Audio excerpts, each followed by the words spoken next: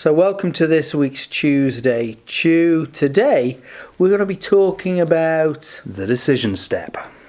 Ooh, so what we're looking for is how the prospect makes a decision, how he goes about the decision, in order to get to the point where they say it's you. Absolutely, and in this we're going to just do another little bit of skills practice. Skills practice, because as we've established, role play is not something we like doing, but skills practice we're okay with. We're good with that. Who's pretending to be a salesperson today? Well, I suppose I should pretend to be a salesperson. Can you pretend to be a normal person? I can pretend to be a buyer. Okay. At this stage, basically what we've already established is that there is pain. We've established what the budget is in terms of the time, resources and money, and we've established that there is willingness and ability to actually spend that and invest that with me because I have the potential solution to deal with this issue. So really what is left to work out is how decisions get made around here and whether or not I can align myself with that process. So let's go into the role play. Roy, thank you very much for sharing some of that information with me.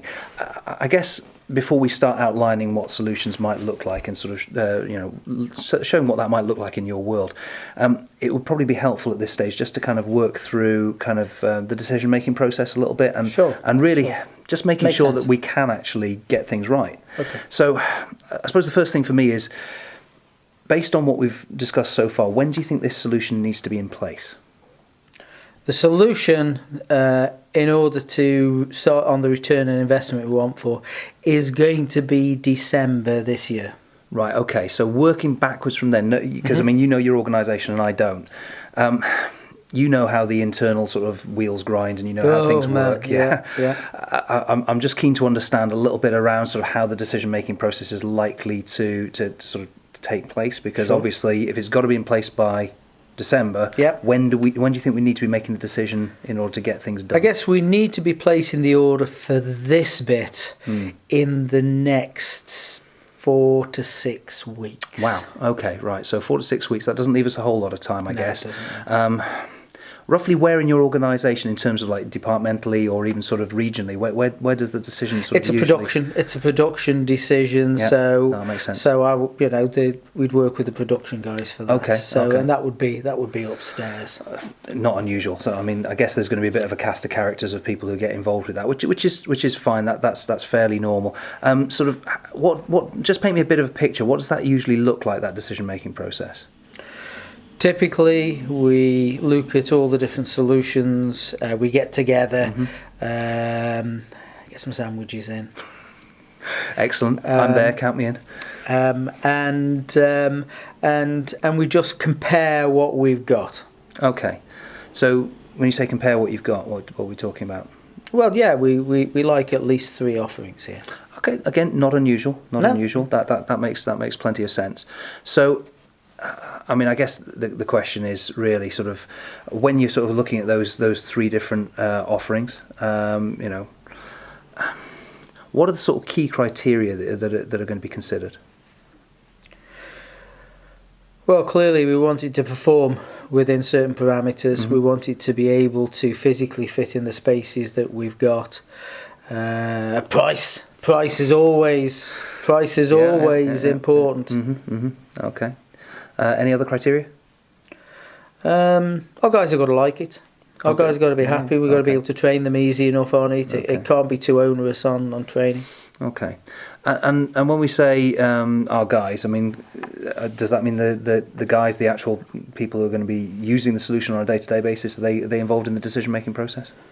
Yeah, I guess we will have to introduce them to this. I mean, I think they're influencers rather than decision makers. Well, no, I get that. I mean, at the end of the day, I mean, decision makers. I mean, that's obviously yourself. I mean, the guys upstairs you mentioned. Oh, they would have to be involved. Yeah. And who are the guys upstairs? Just help me to understand that. Oh, we've got the production director. We've got a couple of production managers. Some of the senior technicians. Anybody else? Well, the financial director, the purse strings department. I get that. Financial director. Okay, very good. Any sort of committees or the board or anybody like that involved? Well, the board would have to be involved somewhere along the line. Okay. Can I share a concern with you? Sure. we've got to deal with this in 4 to 6 weeks, and you've got to consider 3 different options. This feels like we're going to have to motor on this fairly quickly. Yes, certainly. Okay. Certainly. So out of role play, what we've just identified there is when the decision needs to be made, where the decision needs to be made, how the decision needs to be made, why the decision needs to be made in that particular way, because we understand that it needs to be embedded within the organisation. We also identified who is involved in that decision-making step.